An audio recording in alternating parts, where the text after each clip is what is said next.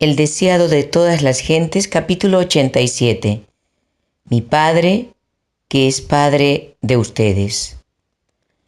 Había llegado el tiempo en que Cristo ascendería al trono de su Padre. Como conquistador divino, debía volver con los trofeos de la victoria a los atrios celestiales. Antes de su muerte había declarado a su Padre: «He acabado la obra que me diste que hiciese». Después de su resurrección, se demoró por un tiempo en la tierra, con el fin de que sus discípulos pudiesen familiarizarse.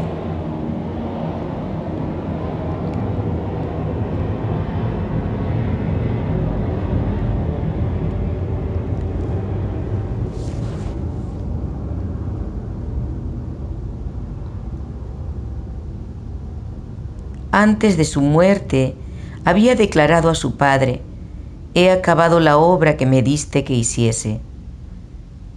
Después de su resurrección, se demoró por un tiempo en la tierra, con el fin de que sus discípulos pudiesen familiarizarse con Él en su cuerpo resucitado y glorioso. Ahora estaba listo para la despedida. Había acreditado el hecho de que era un Salvador divino, un Salvador vivo. Había acreditado el hecho de que era un Salvador vivo.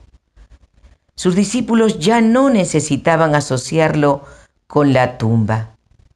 Podían pensar en Él como glorificado delante del universo celestial.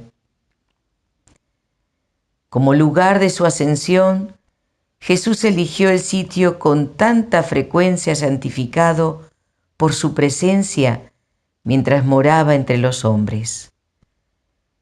Ni el monte de Sión, sino de la ciudad de David, ni el monte de Sión, sitio de la ciudad de David, ni el monte Moria, sitio del templo, habían de ser así honrados. Allí Cristo había sido burlado y rechazado. Allí las ondas de la misericordia que retornaban en una marea de amor aún más fuerte habían sido rechazadas por corazones tan duros como una roca. De allí Jesús, cansado y con un corazón apesadumbrado, había salido para hallar descanso en el monte de los olivos.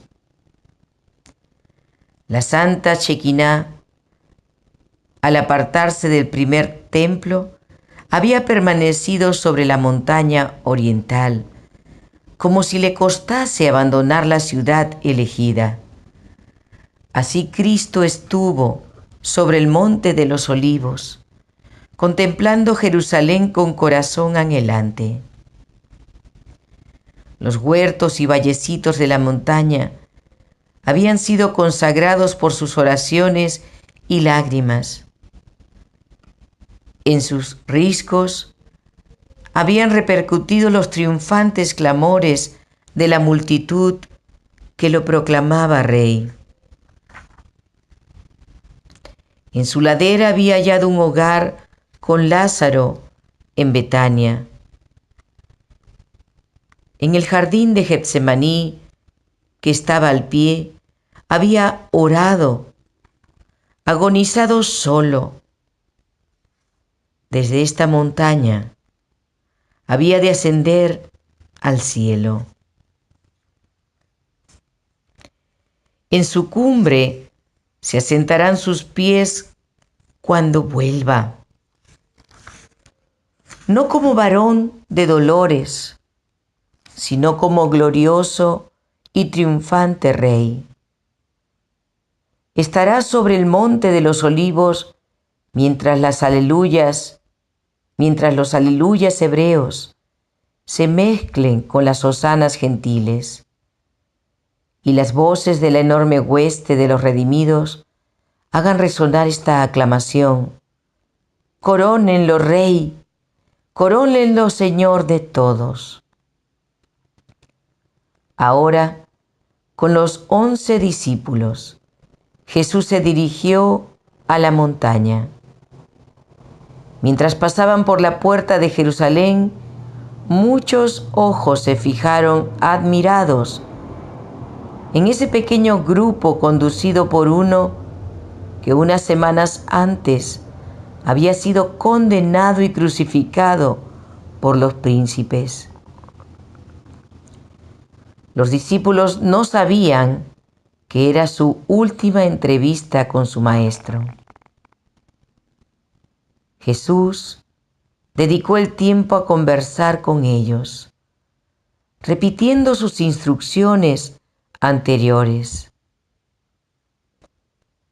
Al acercarse a Getsemaní, se detuvo, con el fin de que pudiesen recordar las lecciones que les había dado la noche de su gran agonía. Volvió a mirar la vid por medio de la cual había representado la unión de su iglesia consigo y con su Padre. Volvió a repetir las verdades que había revelado entonces. En todo su derredor había recuerdos de su amor no correspondido.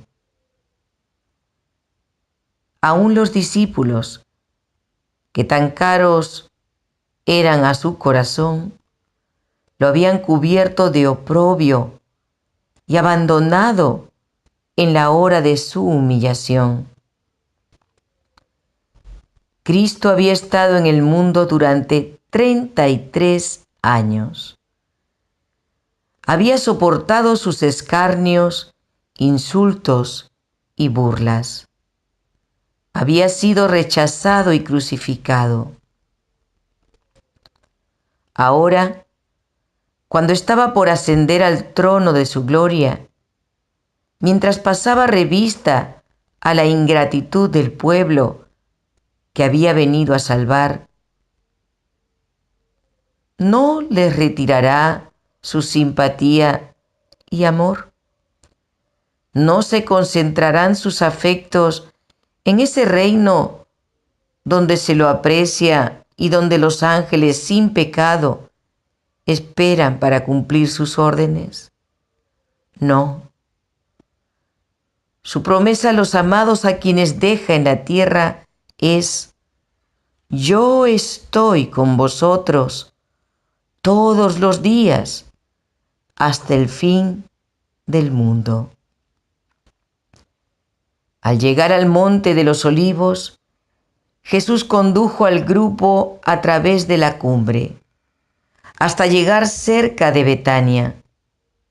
Allí se detuvo y los discípulos lo rodearon. Rayos de luz parecían irradiar de su semblante mientras los miraba con amor. No los reprendió por sus faltas y fracasos. Las últimas palabras que oyeron de los labios del Señor fueron palabras de la más profunda ternura. Con las manos extendidas para bendecirlos, como si quisiera asegurarles su cuidado protector, ascendió lentamente de entre ellos, atraído hacia el cielo por un poder más fuerte que cualquier atracción terrestre.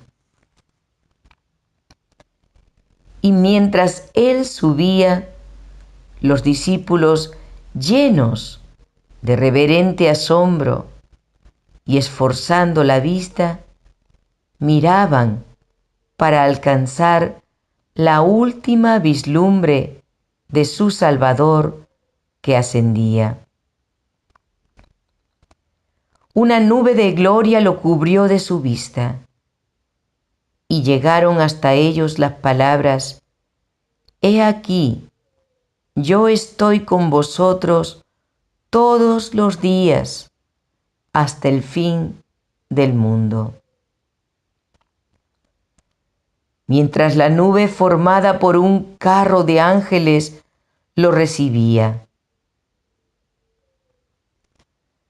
Al mismo tiempo, flotaban hasta ellos los más dulces y gozosos acordes del coro angelical. Mientras los discípulos todavía estaban mirando hacia arriba, se dirigieron a ellos unas voces que parecían como la música más melodiosa. Se dieron vuelta y vieron a dos ángeles en forma de hombres, quienes les hablaron diciendo: «Varones Galileos, ¿por qué estáis mirando al cielo? Este mismo Jesús, que ha sido tomado desde vosotros al cielo, así vendrá como lo habéis visto ir al cielo». Estos ángeles pertenecían al grupo que había estado esperando en una nube resplandeciente para escoltar a Jesús hasta su hogar celestial.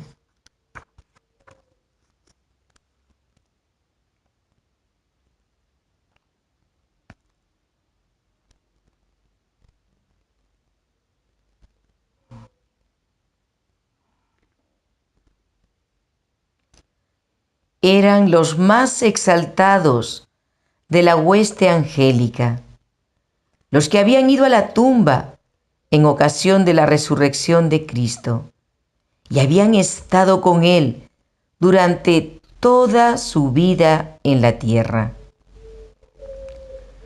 Todo el cielo había esperado con impaciencia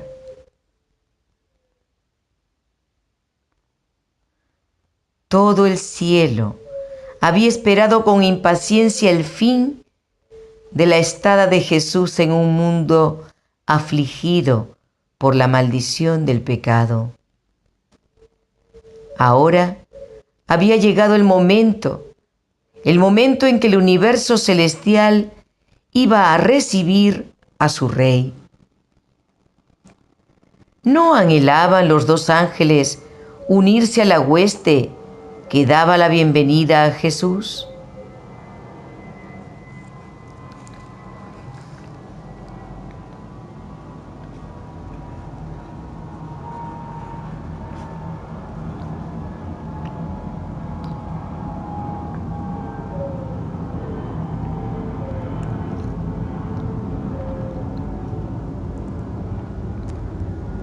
¿No anhelaban los dos ángeles unirse a la hueste que daba la bienvenida a Jesús? Pero por simpatía y amor hacia quienes Él había dejado atrás, se quedaron para consolarlos. ¿No son todos los ángeles espíritus dedicados al servicio divino, enviados para ayudar a los que han de heredar la salvación? ¿No anhelaban los dos ángeles unirse a la hueste que daba la bienvenida a Jesús? Pero por simpatía y amor hacia quienes Él había dejado atrás, se quedaron para consolarlos. ¿No son todos los ángeles espíritus dedicados al servicio divino y enviados para ayudar a los que han de heredar la salvación? Cristo había ascendido al cielo en forma humana. Los discípulos habían contemplado la nube que lo recibió.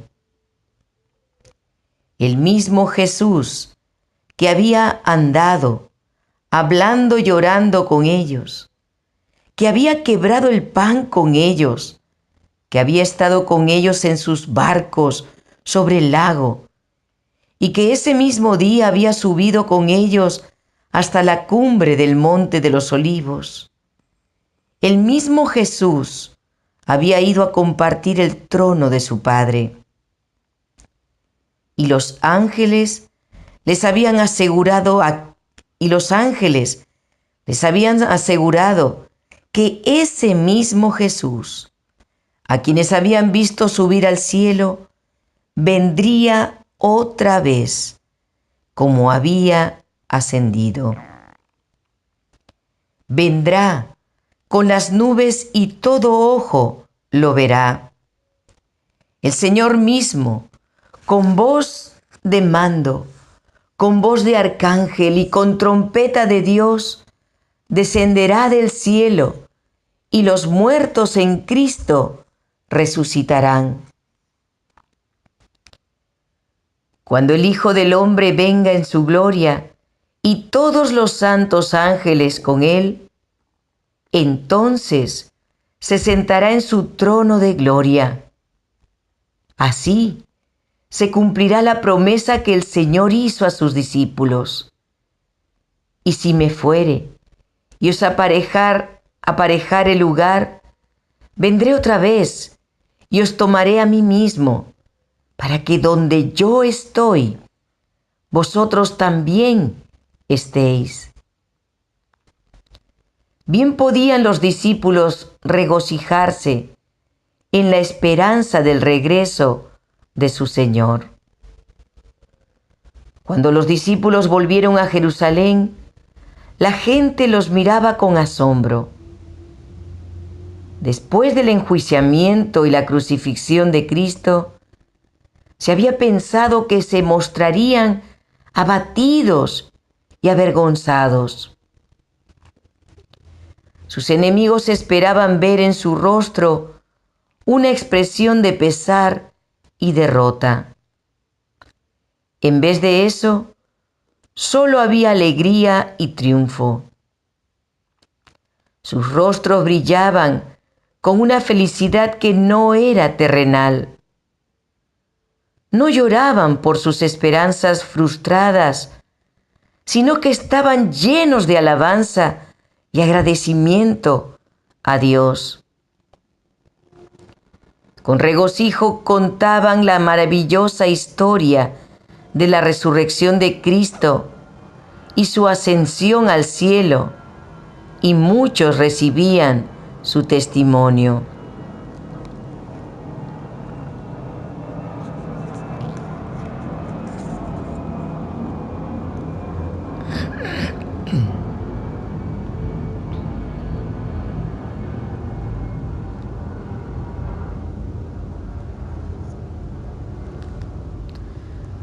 Cuando los discípulos volvieron a Jerusalén, la gente los miraba con asombro. Después del enjuiciamiento y la crucifixión de Cristo, se había pensado que se mostrarían abatidos y avergonzados.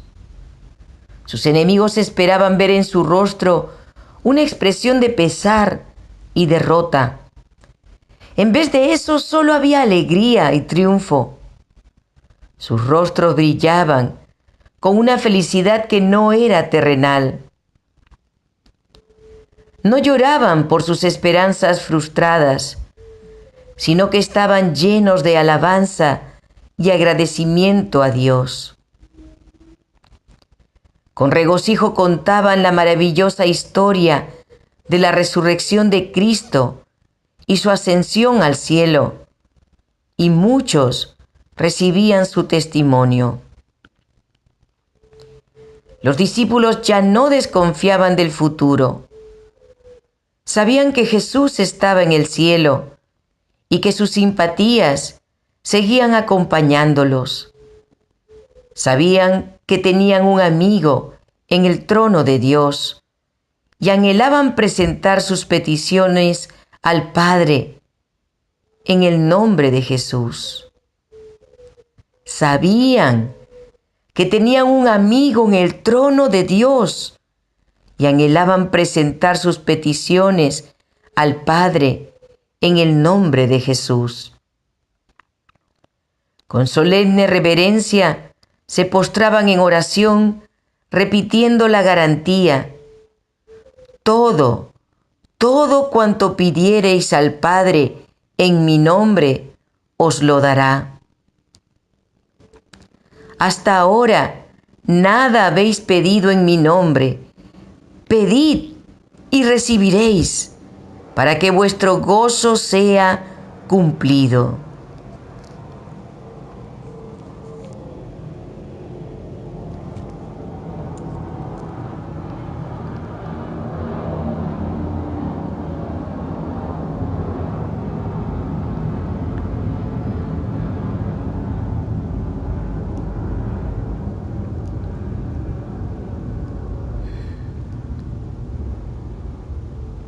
Con solemne reverencia se postraban en oración repitiendo la garantía: todo cuanto pidiereis al Padre en mi nombre, os lo dará.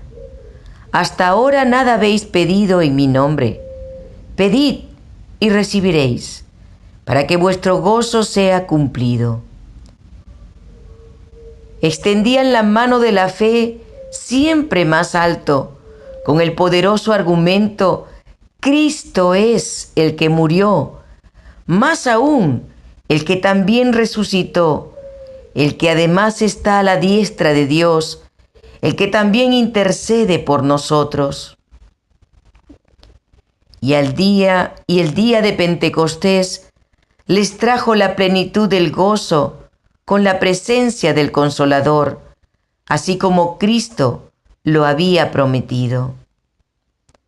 Todo el cielo estaba esperando para dar la bienvenida al Salvador a los atrios celestiales.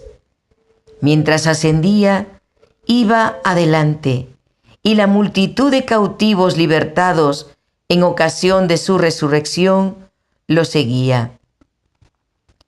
La hueste celestial, con gritos y aclamaciones de alabanza y canto celestial, acompañaba al gozoso séquito. Al acercarse a la ciudad de Dios, la escolta de ángeles demanda: alzad, pues, oh puertas, vuestras cabezas, y alzaos vosotras, puertas eternas, y entrará el Rey de Gloria. Gozosamente los centinelas de guardia responden: ¿quién es este Rey de Gloria? Dicen eso no porque no sepan quién es, sino porque quieren oír la respuesta del sublime loor. Jehová el fuerte y valiente, Jehová el poderoso en batalla. Alzad, oh puertas, vuestras cabezas, y alzaos vosotras, puertas eternas, y entrará el Rey de Gloria. Vuelve a oírse otra vez: ¿quién es este Rey de Gloria? Porque los ángeles no se cansan nunca de oír su nombre exaltado. Y los ángeles de la escolta responden: Jehová de los ejércitos, Él es el Rey de Gloria. Entonces los portales de la ciudad de Dios se abren de par en par, y la muchedumbre angélica pasa a través de las puertas en medio de una explosión de música arrobadora. Allí está el trono, y alrededor el arco iris de la promesa. Allí están los querubines y los serafines, los comandantes de las huestes angélicas, los hijos de Dios, los representantes de los mundos que nunca cayeron, todos están congregados. El concilio celestial ante el cual Lucifer había acusado a Dios y a su Hijo, los representantes de esos reinos sin pecado, sobre los cuales Satanás había pensado establecer su dominio, todos estaban allí para dar la bienvenida al Redentor. Están ansiosos por celebrar su triunfo y glorificar a su Rey. Pero en un ademán Él los detiene. Todavía no. No puede ahora recibir la corona de gloria y el manto real. Entra a la presencia de su Padre, señala su cabeza herida, su costado traspasado, sus pies lacerados, alza sus manos, que llevan la señal de los clavos, presenta los trofeos de su triunfo, ofrece a Dios la gavilla de las primicias, quienes resucitaron con Él como representantes de la gran multitud que saldrá de la tumba en su segunda venida. Se acerca al Padre, en quien hay regocijo por un solo pecador que se arrepiente, quien se regocija sobre uno con cánticos. Desde antes que fueran echados los cimientos de la tierra, el Padre y el Hijo se habían unido en un pacto para redimir al hombre en caso de que fuese vencido por Satanás.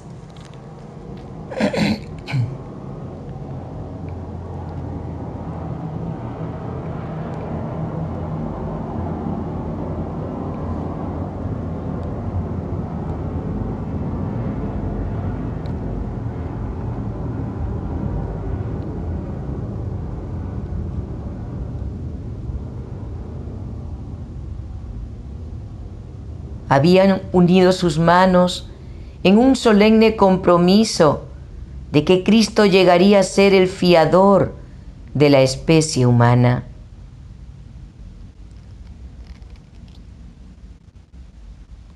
Desde antes que fueran echados los cimientos de la tierra, el Padre y el Hijo se habían unido en un pacto para redimir al hombre en caso de que fuese vencido por Satanás.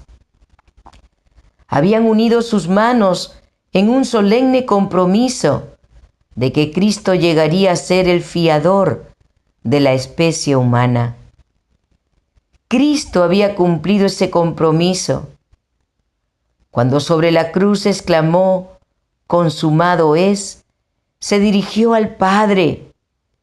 El pacto había sido llevado plenamente a cabo.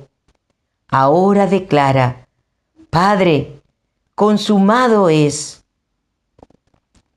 He hecho tu voluntad, oh Dios mío. He completado la obra de la redención.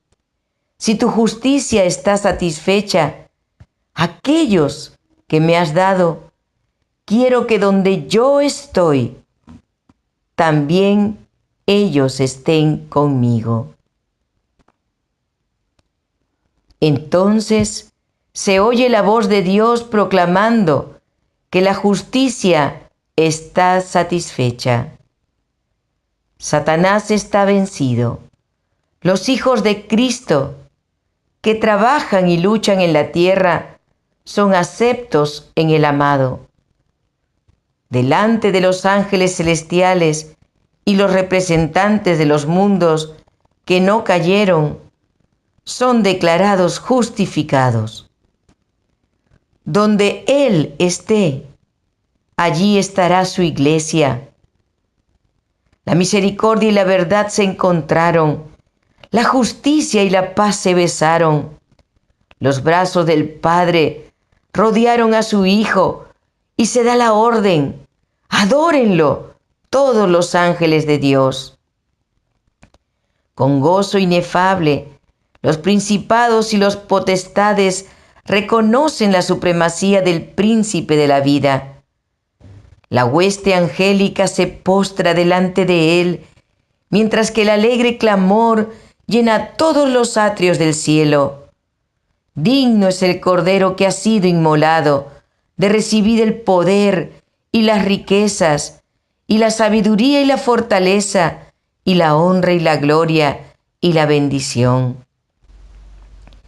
Los cantos de triunfo se mezclan con la música de las arpas angélicas, hasta que el cielo parece rebosar de gozo y alabanza. El amor ha vencido, lo perdido ha sido hallado. El cielo repercute con voces que en armoniosos acentos proclaman: al que está sentado en el trono y al Cordero sea la alabanza, la honra, la gloria y el poder por los siglos de los siglos. Desde esa escena de gozo celestial nos llega a nosotros sobre la tierra el eco de las propias palabras admirables de Cristo. Subo a mi Padre y a vuestro Padre, a mi Dios y a vuestro Dios. La familia del cielo y la familia de la tierra son una. Nuestro Señor ascendió por nosotros y vive para nosotros, por lo cual puede también salvar perpetuamente a los que por Él se acercan a Dios, viviendo siempre para interceder por ellos. Desde esa escena de gozo celestial, nos llega a nosotros sobre la tierra el eco de las propias palabras admirables de Cristo. Subo a mi Padre y a vuestro Padre, a mi Dios y a vuestro Dios. La familia del cielo y la familia de la tierra son una. Nuestro Señor ascendió por nosotros y vive para nosotros, por lo cual puede también salvar perpetuamente a los que por Él se acercan a Dios, viviendo siempre para interceder por ellos.